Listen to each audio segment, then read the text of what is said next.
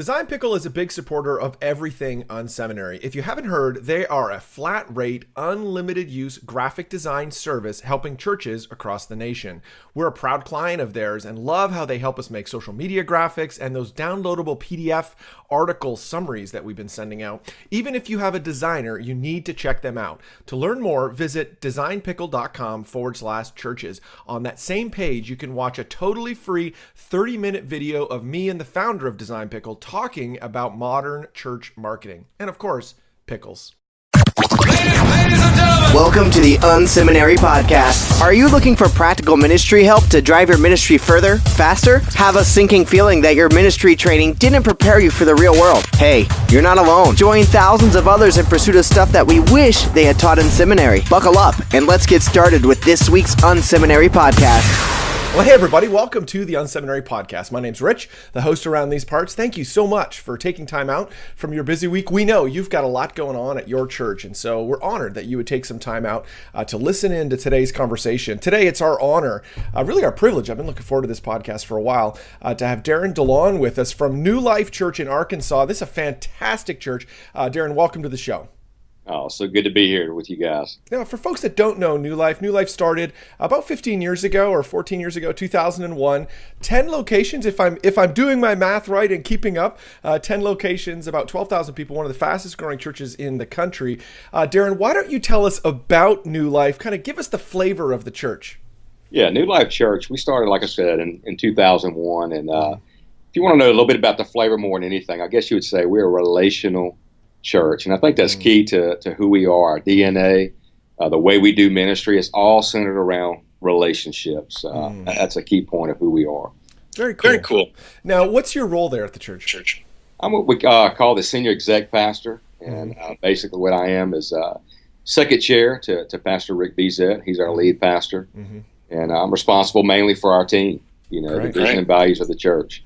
So you get in trouble if stuff goes wrong. That's really what it comes down to. I get Just kidding. No, that's great. So obviously, leading in a church that's growing so quickly, team's obviously centered at what you do. How do you think about team? What does it look like? What does it mean to be a part of a team for you? I guess that's the critical thing about in a growing church. The challenge is always, what does the team look like? We're constantly talking about that. Who's on the team? How deep is our bench? So when I think about ministry, it's always been a team concept. And it's a huge principle to us as a staff, as a church, is we're always thinking about the team. So it's not wrapped around an individual. It's mainly a team concept. And many of you guys know you've been on a team, man. It stinks to be on a losing team. It's great to be on a winning team. But the whole team concept, I think, is very important when it comes to ministry. Now, obviously, there's a tension in growing churches, right? Where, you need more leaders. I'm sure there's church leaders that are listening in and they're saying, gosh, I'm not sure how you find so many leaders. What does that look like for you? How have you been able to kind of build a culture that creates new leaders and is able to help those leaders take steps into ministry? Yeah, I think a lot of it comes back more or less to philosophy. How do we define leaders? Something that we've done at New Life Church is we've kind of gotten rid of the article A and the.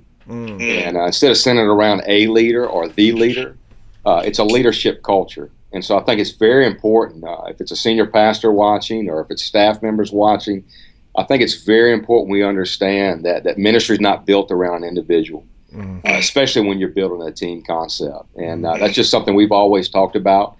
And one of the challenges, I think, with any growing church is the opportunity for people to give their territory away. And I think that's a huge point there. When you have a growing organization or a growing church, a lot of times, stymie growth, a lot of times is the leadership. People aren't willing to share that chair or share, leadership roles and stuff. So I think it's critical. If you're going to have a growing church or a growing organization, I think the concept has to be centered around shared leadership. To the table. How are you encouraging your team to give? Because I think you're right. I think one of the core issues with growing churches is, and actually it's what will stifle growth, is people will hold on to their area. It's like the student ministry's always got to be my thing, or the kids ministry's got to always be my thing. How are you encouraging your leaders to give that up, to be open-handed, to allow other people around to lead their areas? I think one of the things is a common phrase that our staff here hears a lot of, and it's it's something we tell them. We don't necessarily do, quote, job descriptions. We have a very open concept in the way that we lead our church. We do have things that we can lay out, an org chart, this all organized system, but that's not the culture. And I guess one of the things we challenge all of our team members to do is work themselves out of a job. And that's something we always talk to them and we encourage them. We just got off of a staff retreat, and the people we celebrate are the people that have brought people to the table. It's people that have moved away, in a sense, and made room for other people. So it's a constant thing here of who's replacing you. Not in any negative way. It's not a negative thing, but it's always raising up the next leader, the next person that's coming along. So that's a huge part. And I think when you start talking about a leadership culture. Absolutely. I think younger leaders or, more insecure leaders hear that and they get nervous about it. They're like, gosh, I want to create something where I am so important they can't do without me. And the reality of it is the opposite of that great churches are led by leaders who are constantly finding other people to take over what they're doing, that they just constantly are raising people up. That's, the kind of people we need. Now, how are you, what are some kind of practical steps you're doing to kind of intentionally create a deep bench with your leaders? Like, are there, particular steps you're doing? You said celebrating. Are there other things you're doing? Yeah, I think it's very important that, again, going back to the culture, we do have more of a team concept here. We're definitely coming from the SEC. If you guys want to know about that, that is the supreme football powerhouse conference. But, we do have a totally team concept. And so we're always looking at the shared leadership part, but also cross-training. You know what I'm saying? And I think that's very important that we're identifying, okay, who's next? Who's coming up? But have we given them an opportunity to lead in any way? And so regardless if it's a children's minister, a student pastor, if it's finance, whatever area it is always talking about them. Who is your Timothy? And that's a big thing, again, that we're always identifying.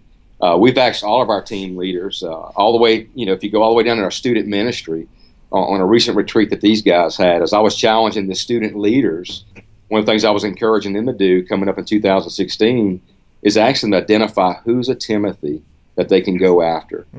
And so that's one of the things that we always ask our team to do is identify who's that next person that they're raising up. And I think that's critical in any type of ministry, that we're always thinking about who's next, the next generation. Regardless of age, again, it's like, who are we passing the baton to? What does that look like for you in your role? I think there are, there's obviously a limited number of, senior executive pastor roles in your organization. But what does that practically look like for you even? I think for me, a lot of times it is identifying the emerging leaders. I think that's a part that I have. When we first started the church, it was just a handful of us. We didn't have many people that were what we would call staff. Most of us were volunteer staff. And so from the beginning, we wore a lot of different hats. And I guess over the years, we've been at this now almost 14, 15 years.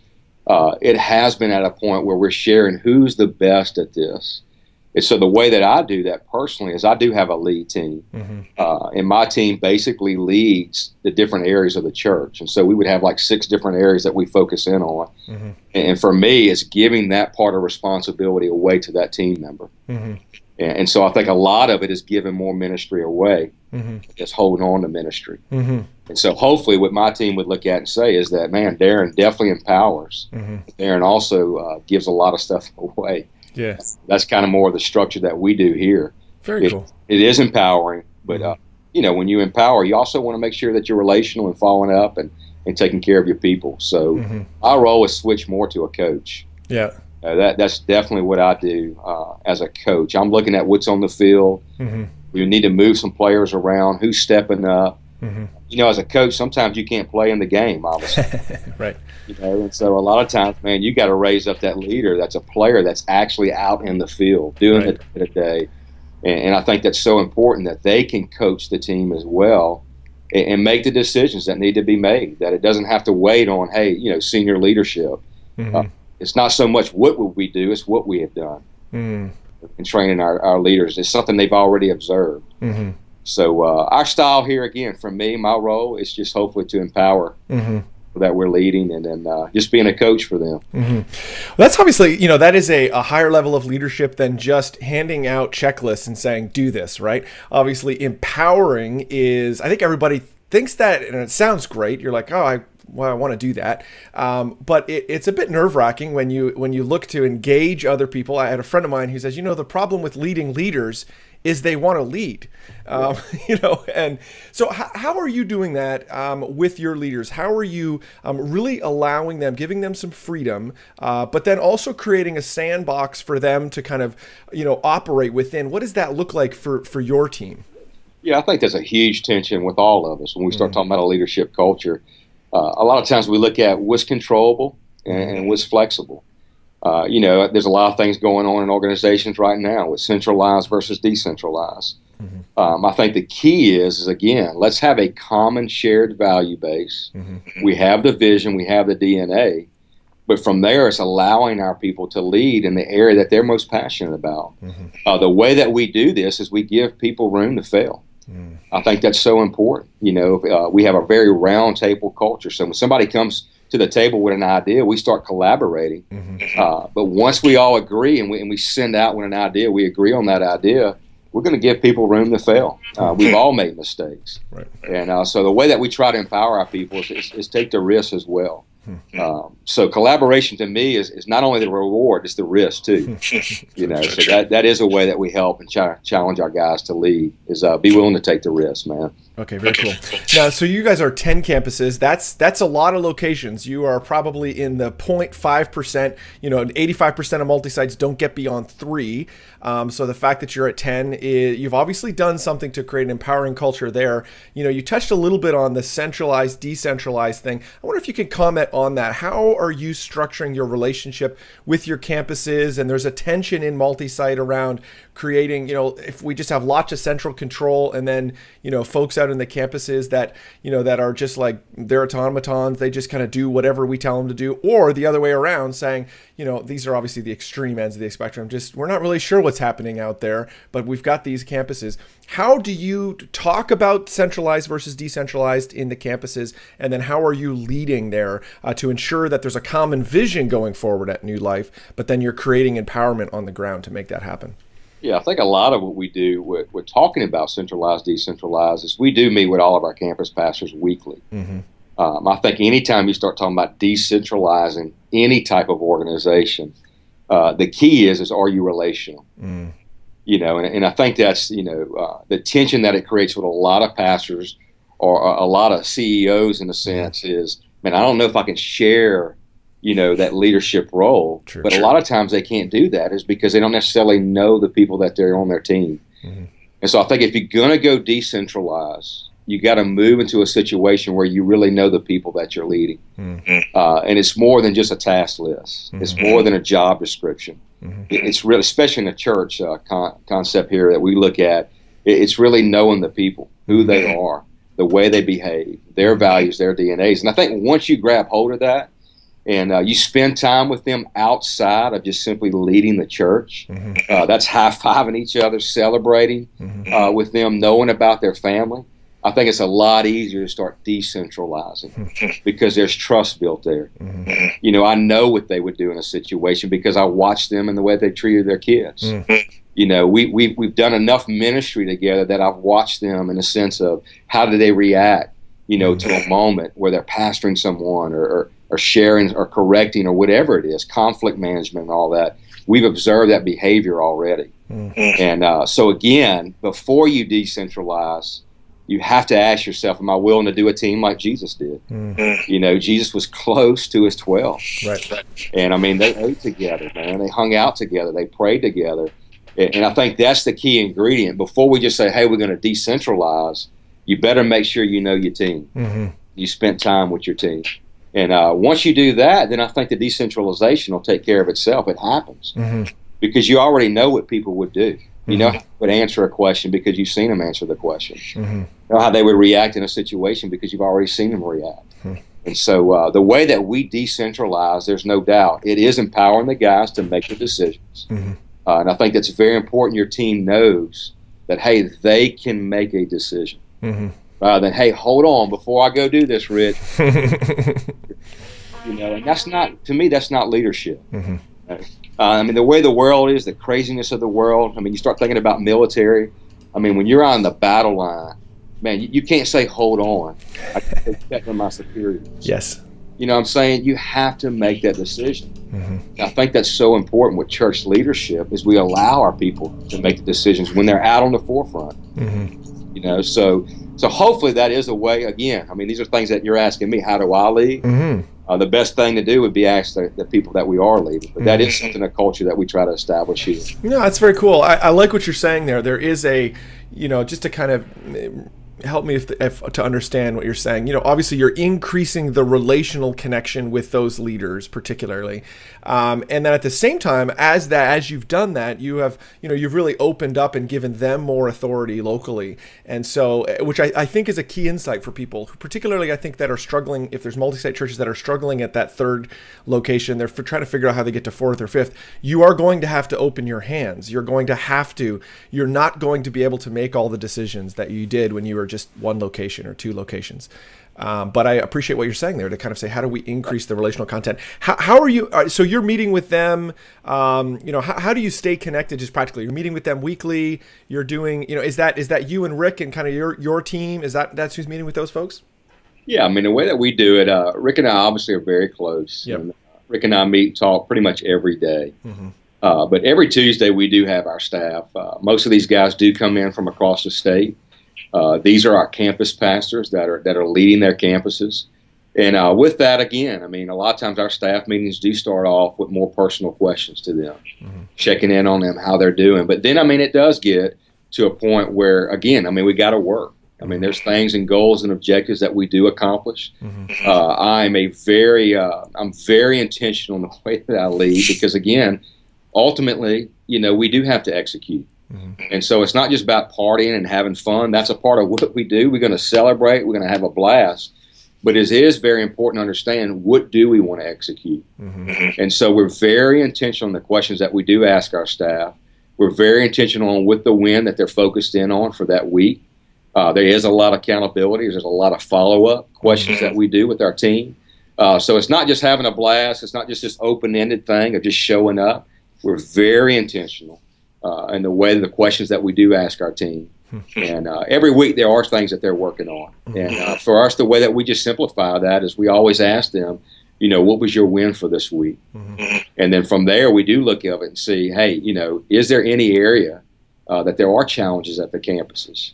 Every week we do assess the weekend services because, again, going out, we do want our church to look and feel the same as family, and so if you go to the DeLaune house and you go to my brother's house, it's going to look the same. If you go to my mom and dad's house, it's still going to feel the same because we're DeLaune's. So there's things that we do assess, that we look at, that we measure, as a church and saying, hey, at this campus, how we're doing there. So again, we're laughing, we're high-fiving. But I'm going to tell you, it's halftime. And at halftime, we're going to execute. Right. And we're going to challenge each other's butt off big time. And we're going to say, hey, how did we miss that block? What did we do there? So there is a lot of accountability with this as well. Very cool. That's great. Is there anything else you want to share before we move on with the rest of the episode? This has been just really insightful. I appreciate it. Yeah, I just think, again, I mean, when you start talking about decentralization, again, we talked about one of the most important things. Make sure you know your people. And again, that comes back on us as leaders. And so if you are leading an area of ministry, I think it's important for you to pursue the relationship, know your people. But the next thing with decentralization, too, I think is expectations are clearly communicated. Before you go out and say, hey, y'all go lead, there has to be expectations that are clearly communicated to the team as well. And so that would just be my thing. Again, going back, relationship is huge. And then clearly expectations. Communication is huge. If you're not going to be good at communication, then you need to go back to a controlled environment. Because if that's the case, I'm telling you, it will destroy everything. So communication is key. We know that. And again, just be accessible to your team. We do have an open door policy here. And I think that's so important, to be accessible to your team. as well, man. This is the unSeminary podcast. Stuff you wish they taught in seminary. We're going to jump into the lightning round. This is the part of the episode where we ask similar questions of everybody that's on the show. Today, it's been our honor. It's been a great conversation with Darren DeLaune. I feel like we're getting, an inside peek at his leadership at New Life Church, a great, fantastic church in Arkansas. If you haven't had a chance to check them out, you really should. Darren, what's an online resource that you're using these days that's been particularly helping you in your work? Yeah, I think a lot of what we do here is a lot of social media. Mm-hmm. And so one of the things is Hootsuite. Suite has helped me tremendously, especially just reading different articles every day. Mm-hmm. You can go on Hootsuite and you can divide your teams up, pastors that you're following, but also business leaders and other things as well. And so Hootsuite is quick. Every morning I can get my reading in and ideas and thoughts from churches to world leadership as well. So Hootsuite's a great tool, man. Very cool. What's a book you've read in the last 6 months that's impacting your ministry or thinking? I think a book recently is A Sense of Urgency. It's by John Cotter. And basically, again, he's tackling this whole thought of decentralization. Mm-hmm. He calls it from the inside to the outside.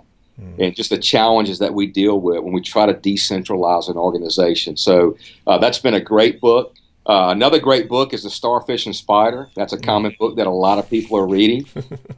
When pastors read that book, there's a lot of hesitancy as well, because immediately it talks about cutting off the head, the spider's head. So when you go in reading that book, I'm not agreeing with everything. Right. But again, I think it's very important to understand that, especially in the new leadership that we see in churches and grow in churches. Mm-hmm. I think it's a great book because, again, it's talking about succession. Mm-hmm. And how important it is as we build these larger churches. It's not just built around that one person. Yeah, that's very true. That's a definitely a good book to read, man. Very good. Good. What's another ministry you're looking at that's kind of inspiring you these days? I don't know if you would call it a ministry. Yeah. But again, I got hooked up with the Adesys Institute. Okay. And it's a group that is actually out of California. Okay. And he talks a lot about business cycles, management styles, and all that. He's a Jewish man, a Jewish leader, and he has so many great principles that I guess you could say he's mentored me from afar off. But it's called Adesys Institute. You can look it up. A lot of great ideas, especially in church leadership. Very cool. Just two more questions. If you could get 15 minutes with any leader alive today, who would you want to get that with and why? That's a pretty easy question for me, man. And I just recently came off a trip to China. Oh, okay, cool. We've been talking about planting some churches there as well. And very cool. In the midst of this China trip, I met a man by the name of Dr. Thomas Haggai. And it was just by accident that we kind of came together. And the more I began to meet with this guy and talk with this guy, the more and more I was amazed about his leadership. This man is in his 90s. And he runs an organization called IGA, and he just opened 1,000 stores in China. Wow. And to hear this man's vision, his dream at 91 years of age, and to actually watch him, literally watching him and how he moved around and talk with people was amazing. And so anyway, I got to look him up online and did a little research on him, and this guy is a powerful leader, man. Very cool. Really cool guy, man. Very cool. Well, I'm sure, you're obviously a busy guy. You got a lot going on in the ministry. When you want to kick back and just relax and, have a bit of fun, what do you do for fun? Man, I got to hit the gym, to be honest with you, man. Nice. I'm a sports background. Yeah. And, so every morning for me, before you get into the whole thing of the day, I like to start my day off at the gym very early. Right. Just get a workout in. It clears my mind. And for me, it just allows me to get ready to come in the office or to come in hanging out with people. So hitting the gym, sports, no doubt about it. But that's definitely my way of fun there, man. Cool. Well, I've really appreciated this time today. Thank you so much for taking it out and jumping in. I really appreciate the interview. Darren, if people want to get in touch with you or with the church, how can they do that? The best way is simply you can follow me through any social media. It's D DeLaune, whether it be on Twitter, Facebook, or we're also Instagram as well. And then also, if they want to just look me up and send me an email, it's DDeLaune@newlifechurch.tv. DDeLaune@newlifechurch.tv. Feel free to email me, and we'll get back with you and anything you guys need. That's what we're here to do, man. We're here to support. I appreciate your ministry as well, trying to support pastors and churches all throughout the country, man. Oh, thank you so much, Darren. I really appreciate that. Thanks for being on the show today. I loved it, man. It was great. That's great. To be.